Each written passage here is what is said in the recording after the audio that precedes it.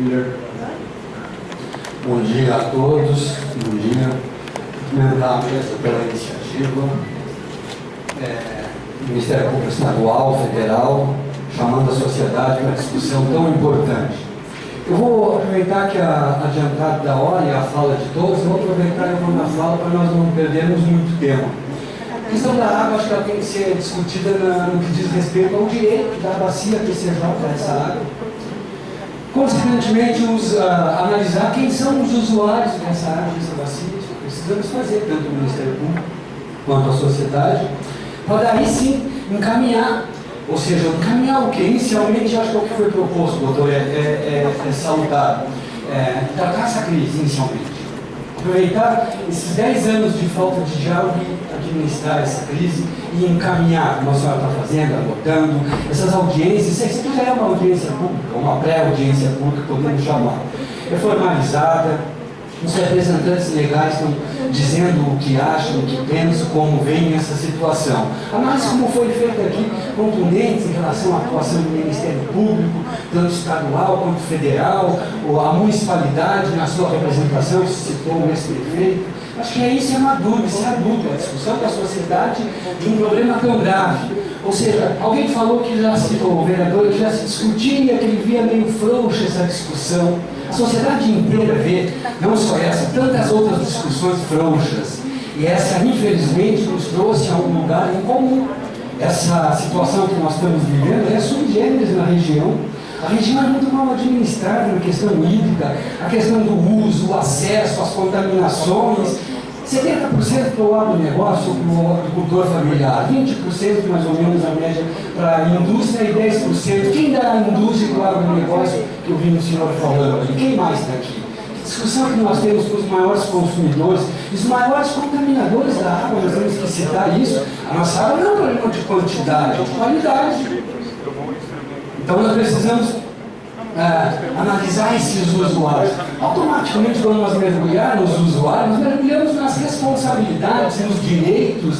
Essa questão da Sabesp, de usar essa água, é vergonhoso. Alguém declarou aqui que a Sabesp, se tratasse a água, não precisaria levar água do Cantareiro. Foi feita essa obra na época da ditadura, todos sabem aqui, 76, se não me falha a memória.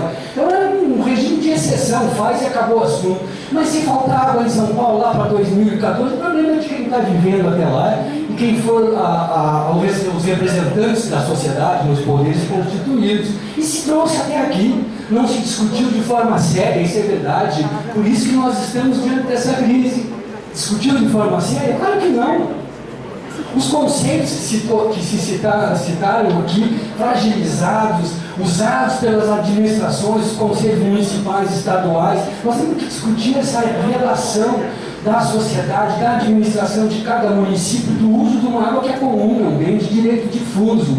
Então eu imagino que precisa sim discutir a Sabesp à parte, doutora. A Sabesp cometeu uma infinidade de irregularidades, de crimes ambientais, especificamente, olhando a Constituição, você vê uma infinidade de crimes. Tem que tratar isso como um crime. Nesses 10 anos, o que não cumpriu, como se citou aqui, os táxis, a sociedade já está um pouco desanimada de peticionar, pedir. Citaram aqui, todos se conhecem, são 10, 15 anos de luta, de pedido. Refletir e agir, a nossa audiência pública, doutor, é isso que precisa, refletir e agir. Nós não temos um histórico de ação contundente, discussão, são falácias, nós estamos sem água. É isso que alguém falou. Se nós formos no banheiro, der descarga e não sair água. A região metropolitana, várias cidades, não citaram aqui, outras cidades que já passam por racionamento, fiquei sabendo, vizinho de Holambra lá, Santo Antônio de Posse, faltou água essa semana, foram pelo rio acima, não tem APP, obviamente, como é comum, não se guarda a água, como o senhor falou, então viram que está sendo usado a água para o agronegócio, para a indústria, eu acredito que não tem muito, mas faltou para a sociedade. Essa discussão ela é metropolitana, ela abrange um número muito grande de pessoas. São Paulo não cuidou da sua água, está levando uma água que não é dele, é isso, é o direito ecológico, essa bacia não pode pagar, alguém falou dos peixes. Nós estamos vendo isso e querendo filosofar se tem direito à água ou não tem. Nós não temos direito à água. Saber fazer esse jogo está aí, ao meu ver, um crime administrativo embutido, uma ficção de uma reserva de água que não existe e deixa 5 milhões que são donos da água, da bacia, e eles ficam fazendo essa política que se citou aqui. Não é justo isso, não. A sociedade não quer mais. Eu vou citar só um exemplo, doutora, que eu acho que cabe para todos nós aqui. Se falou muito de pensar global e agir local. Eu vou citar, acho que umas 2, 3 ações que a gente fez também, para mostrar que o que a gente está falando já não é de agora. 2004, a questão que citaram aqui das contaminações da nascente do Quilombo, PCJ, Piracicaba, Capivari e Jundiaí, Camanducaia e os afluentes lá. Pegamos a bacia do Quilombo em 2004, porque é uma bacia que tem a configuração das nascentes, todas ocupadas por prédios de sindicatos, e depois mais abaixo uma fazenda da União sob a responsabilidade do Exército. Lá jogava-se em 2004 um esgotamento sanitário, que o grande problema não era tanto ambiental como de saúde pública, que nos procuraram os soldados que mergulhavam no esgoto da Sanasa. Pois bem, foi feita uma ação com o Ministério Público, doutora, e essa ação ela existe, está lá para todos nós vermos. O que aconteceu em um dado momento de brigas e tudo mais, os TACs não cumpridos, doutora. Chega um momento que é bem claro, bem evidente. Todos que assinaram o TAC com a Sanasa são todos envolvidos no caso Sanasa, ou quase todos. Está lá no processo, estou falando o que está no processo. O ex-prefeito, a primeira-dama, todos os membros que assinaram, os secretários, todo mundo. Nessa época, já nesse governo de crise, o autor, que foi o Instituto Jequitibá, foi tirado fora.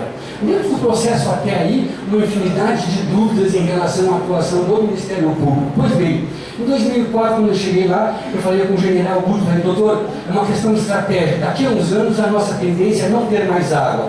Se o Exército preservar essas nascentes, fizer um trabalho assim, o Exército pode se garantir tendo a água pura, tratar e tudo mais. 2004. 2014, a senhora vai lá e veja o que está acontecendo. Pega o processo que está no MP. Aquele dia em Brasília, nós estávamos atrás desse processo lá, para chamar o MP a essa responsabilidade. Não se pode discutir água numa região, numa cidade, onde o Ministério Público tem falhas tão grandes como eu estou citando. Precisamos discutir. Eu estou equivocado? Não. O que diz a Constituição? Que se alguém promover a discussão, o Ministério tem que assumir a questão. E por que assumir e conduzir do jeito que conduziu? Está lá, poluído, danado, o Exército bancando o irresponsável, a Prefeitura de Campinas, idem, a Sanasa, idem, e a sociedade agora se reúne para discutir falta de água. Estrategicamente, se não tiver água para o Exército, o que nós queremos? Que sociedade que nós somos? Acho que é uma fragilidade muito grande que denuncia isso. A necessidade de discutir a questão dos empreendimentos imobiliários, o Ministério Público Estadual já tem essa convicção da necessidade de discutirmos o que cabe dentro do município. Não é só Campinas, o que cabe dentro de cada. Esses municípios que estão com problema de água, eles vão aumentar a sua expansão no imobiliário, vão aumentar a sua industrialização. Como que não tem água, doutor? Então, eu imagino que nós precisamos sim aproveitar essa oportunidade triste, e a sociedade está muito atenta, por isso ela já vem provocando e alertando ao risco de chegar onde a gente chegou. Obrigado.